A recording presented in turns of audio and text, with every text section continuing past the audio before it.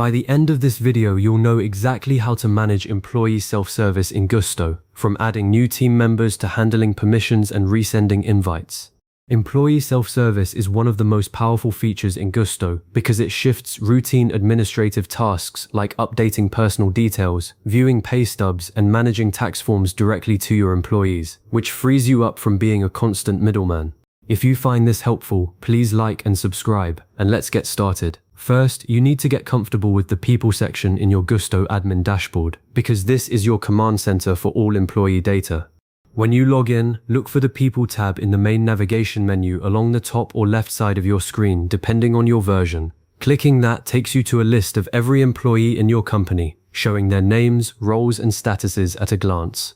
This is where you'll spend most of your time when managing employee self-service, so take a moment to familiarize yourself with the layout. You'll see search and filter options here, which are incredibly helpful if you have a large team and need to find a specific person quickly. To add a new employee, click the bright blue or green Add Employees button, usually located near the top right corner of the People page. A form will open asking for their basic information, starting with their full legal name and a start date.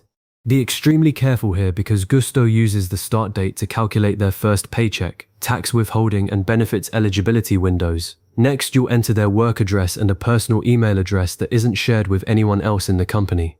This personal email is critical because it's how the employee will receive their initial invitation to log into Gusto and access their self-service portal. If an employee ever tells you they didn't get the email, this is likely the cause, so double check for typos or an old address. Once you fill out these fields, Gusto will guide you through the rest of the onboarding wizard, where you can set their pay type, filing status, and federal withholding allowances. Don't rush through this wizard. One wrong tax election can cause headaches come January. Now let's talk about managing employee permissions and updating their details, which is where the real power of self-service comes in. If an employee gets a promotion, changes departments, or simply needs a pay adjustment, you don't need to rebuild their profile from scratch. Just go back to the People section, click on the employee's name to open their profile page, and you'll see a series of tabs across the top, including Work and Pay. Under the Work tab, you can edit their job title, employment type, department, and location. This is also where you can update their manager's name or reporting structure, which matters if you use Gusto for team-based reporting or approval workflows.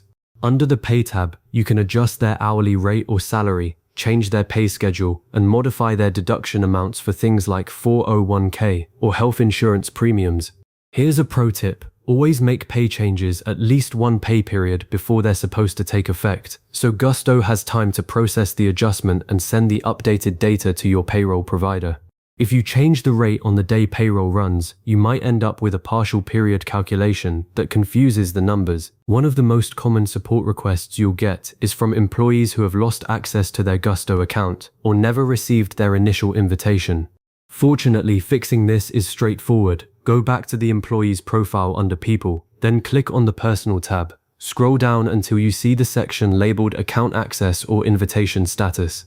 You'll find a button that says Resend Invite or Send Invitation, depending on whether they were previously invited or not. Click that and Gusto will blast out a fresh email to the address on file with a new login link. If the employee still can't get in after that, check their spam folder first, and then confirm the email address you have is correct by looking at the Personal tab again.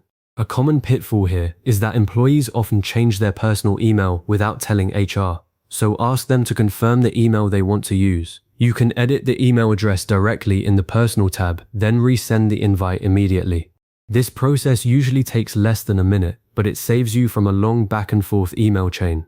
One more thing about self-service permissions that many beginners overlook. Gusto allows you to control exactly what each employee can see and do within their own portal. On their profile page, look for a tab or section labeled Roles or Permissions, often found near the top or under a gear icon.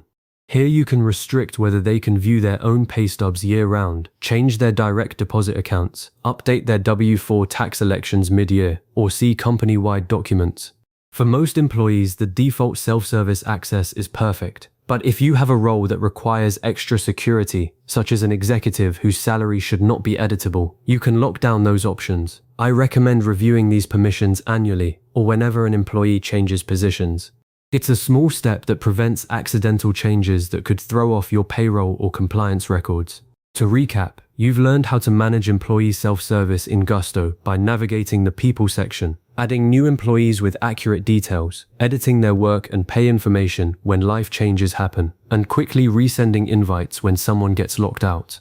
This entire workflow puts control back where it belongs, with your employees for their basic updates and with you for the critical pay and tax decisions. If you want to take it a step further, consider running a quarterly audit of all employee profiles to catch expired email addresses or outdated roles before they cause a payroll glitch. Thanks for sticking with me through this tutorial, and if you found it useful, please save this video so you can come back to these steps anytime you need a refresher.